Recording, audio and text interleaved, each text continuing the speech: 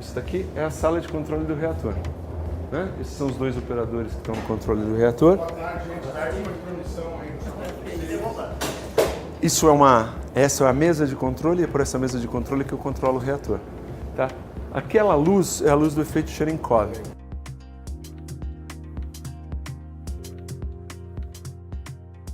O que vocês estão monitorando? Por que vocês têm câmeras de área externa e interna? As câmeras isso daqui seria para segurança física, né?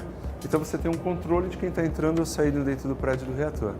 Na realidade, isso não é imperativo para operar o reator. Tá. Imperativo para operar o reator é a mesa de controle do reator. Certo. Tá? Isso seria o cerne, o núcleo, a parte mais importante de um reator, seja ele de pesquisa, seja ele de potência. Exatamente. O que você está vendo aqui são 4 botões. Esses 4 botões, né, na realidade 8, um que sobe e outro que desce. Eu tenho 4 barras, 3 de segurança e uma de controle que eu insiro dentro do núcleo do reator. À medida que eu vou tirando essas barras, a produção de nêutrons vai crescendo. À medida que eu vou inserindo barras de controle, a gente chama, porque elas são feitas de um material absorvedor de nêutrons. Tá? Porque o que acontece no núcleo? O núcleo tem 25 elementos combustíveis, no caso o nosso núcleo, cada núcleo tem a sua particularidade, e dentro de um núcleo de um reator você tem a reação nuclear em cadeia, né? Reação de fissão em cadeia. Qual que é a lógica da reação de fissão? O nêutron bate no núcleo de urânio 235, ele se fissiona, quebra em 2 pedaços, daí saem 2 nêutrons, esses 2 nêutrons por sua vez vão bater em outros 2 núcleos que vão emitir 4 nêutrons, então eu tenho a reação em cadeia. 1, 2, 4, 8, 16, exponencialmente. E essas barras servem para quê? Para controlar essa quantidade de nêutrons. Como elas são absorvedoras de nêutrons, à medida que eu insiro, eu diminuo a população de nêutrons. À medida que eu levanto essas 2 barras, eu aumento a população de nêutrons. A lógica do reator funciona da seguinte maneira, né? A gente diz que o reator ele está crítico a 4,5 megawatts. 4,5 megawatts é a quantidade de calor que o núcleo libera. O fato dele estar crítico é que a população de nêutrons não varia durante o tempo, né? Então eu tenho sempre a mesma população de nêutron constante, e essa reação de fissão ela emite um calor. O calor que o nosso reator é licenciado para liberar é 5 megawatts. A gente libera um pouquinho menos, 4,5, para operar dentro da segurança. Isso é um detetor Geiger, ele está medindo a contaminação. A ideia do detetor Geiger é o seguinte, ele tem que apitar. Porque se ele não apitar, ele não está medindo radiação nenhuma. Como a radiação é estatística, alguma coisa... E a gente tem uma radiação natural. Exatamente. Ele é extremamente sensível, por isso que ele apita.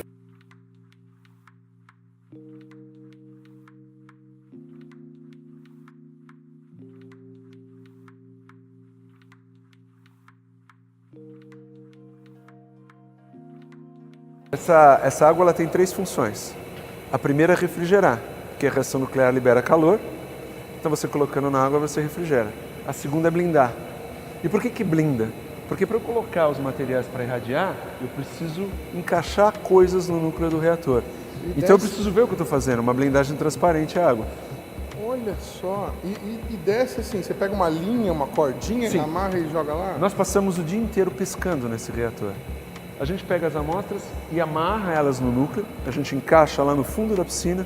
Quando eu vou tirar um elemento combustível, eu tiro com uma ferramenta e movimento ele dentro da piscina, porque ele não pode sair de dentro da piscina. Aquelas são as nossas ferramentas. Então a gente passa basicamente o dia inteiro pescando nessa piscina, porque nada pode sair, a não ser as amostrinhas que eu irradiei.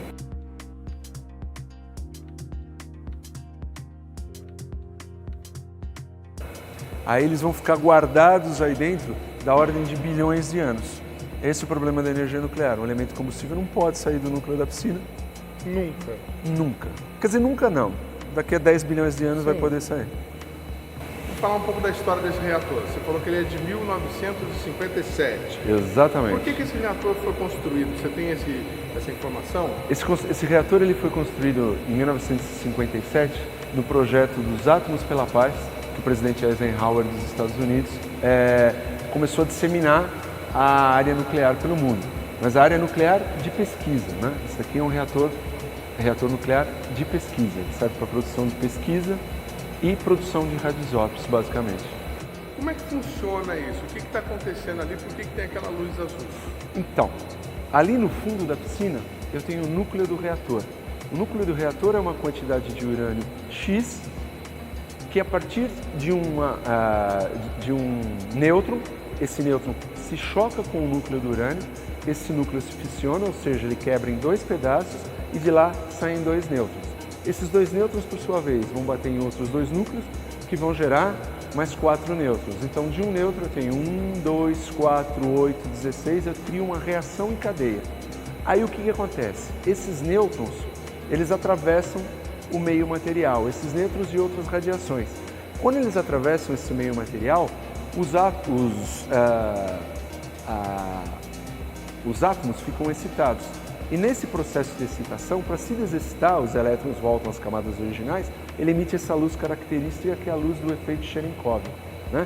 Pavel Cherenkov ganhou o prêmio Nobel, se eu não me engano, em 1958, descobrindo uma fonte dessa luz azul. Ou seja, uma luz azul com essas características você só vai ver num reator nuclear de pesquisa.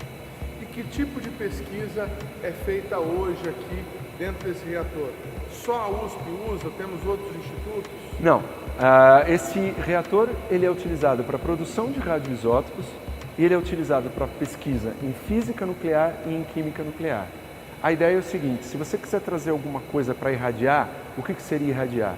Trazer alguma coisa para colocar na frente do núcleo e os nêutrons atravessar por ele e ele transmutar, você vai precisar chegar aqui, conversar com a gente vai estabelecer um procedimento. Se a sua amostra não coloca nenhum risco para o reator, a gente vai receber a sua amostra e irradiar para você e devolver. Qualquer instituto, qualquer área de pesquisa pode usar, desde que não coloque em risco o reator. Isso tem algum custo do pesquisador? Não. Não? Não tem nenhum custo do pesquisador. Tem o custo, talvez, dele trazer a amostra, né? Ele próprio, mas o IPEM não cobra nada dele. E o reator funciona hoje com um corpo técnico de quantas pessoas? Vocês são quantos cuidando desse Nós somos os operadores do reator. Né? Os operadores do reator são, de fato, os caras que operam a máquina. Né? Nós temos mais ou menos em torno de 25 pessoas. Né? 24 horas? Não. O reator ele liga de segunda a quinta, às 7 horas da manhã e vai desligar mais ou menos às 4 horas da tarde. Então a gente liga de manhã e desliga à tarde todo dia. Né? De segunda a quinta e sexta a gente tira para manutenção. Você tem quantos anos aqui trabalhando no reator? Eu tenho no IPEM, eu tenho 35 anos de IPEM. Aqui no reator eu tenho 20 anos. Nesse período de 20 anos, teve algum acidente, alguma ocorrência, alguém se machucou, passou mal? Não. No reator nunca teve um acidente. E quem quiser vir conhecer o reator, um estudante, um interessado? Sim. Normalmente as visitas funcionam de terças e quartas-feiras, entre 10 ou 2 horas da tarde também pode ser. A única restrição para você visitar o reator, você tem que ser maior de 18 anos.